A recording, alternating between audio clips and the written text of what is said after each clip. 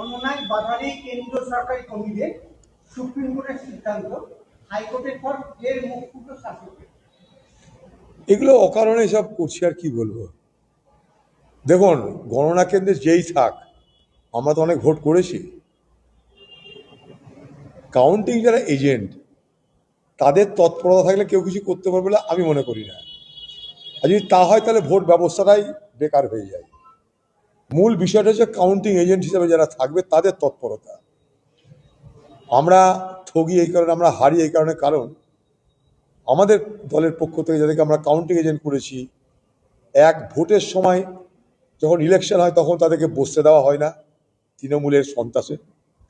এমনও হয়েছে আমার এলাকায় যে এজেন্ট বসে গেছে, এজেন্ট নির্বাচনের দিন পোলিং এজেন্ট সে বসে আছে, তৃণমূলের লোকরা তার বাড়িতে পুলিশ পাঠিয়েছে, তার বাড়ির লোককে ভয় দেখিয়েছে, তার বাড়ির লোক বুথে এসে বলছে ছেলে তুই বেরিয়ে আয়, তোকে বসতে হবে না।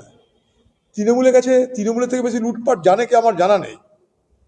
যেখানে তৃণমূল আছে সেখানে তার থেকে বেশি লুটপাট, ছেঁচড়ামি, কারচুপি, লুট আর কে করতে পারে বাংলায় আমার জানা নাই।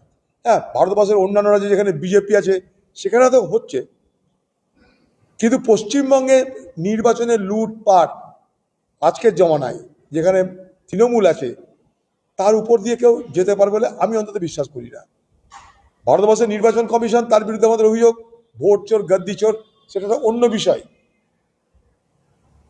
সেটা ভোটারদের তালিকায়, নির্বাচনী তালিকায় তালিকাভুক্ত করার ক্ষেত্রে নির্বাচন কমিশনের যে সমস্ত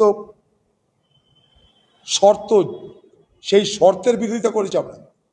নির্বাচন কমিশনের পক্ষ থেকে যে ধরনের বোঝা চাপিয়ে দিয়েছে তার বিরোধিতা করেছি আমরা। কিন্তু নির্বাচনের এই স্ট্রং রুম, উইক রুম, রং রুম, যাই বলুন, সেখানে সকলের দেখার অধিকার আছে। সেখানে 24 আওয়ার সেখানটায় সিসিটিভি ক্যামেরা ঘেরা আছে। আমরাও সেখানে চেস করেছি। পরশু দিন একটা ক্যামেরার ঘড়িতে 2টো বাজছে, যখন সেটা সকাল 10টা, সঙ্গে সঙ্গে চেস করেছি আমরা। তো ঝগড়ার জন্য ঝগড়া করা এক জিনিস, বিতর্ক তৈরি করার জন্য বিতর্ক করা এক জিনিস, আর বাস্তবতা আরেক জিনিস। এই বাংলার বাস্তবতা এটা। এই বাংলায় পঞ্চায়েত নির্বাচন করতে দেয়নি বাংলার মুখ্যমন্ত্রী মমতা ব্যানার্জি। এই বাংলায় পৌরসভার ভোট করতে দেয়নি বাংলার মুখ্যমন্ত্রী মমতা ব্যানার্জি, তার সঙ্গে পুলিশ।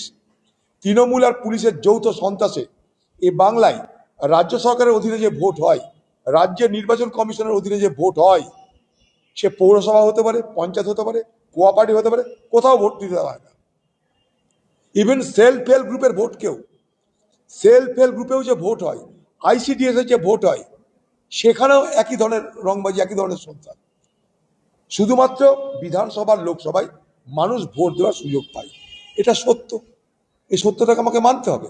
তাও সেখানে প্রচুর চুরি হয়, প্রচুর লুট হয়, প্রচুর ফলস ভোট হয়। যেটা সত্য সেটা বলতে হবে আমাদেরকে। বাংলার মানুষ এবার ভোট দিতে পেরেছে, পেরেছে তো পেরেছে, এটা সত্য, এটাকে মানতে হবে।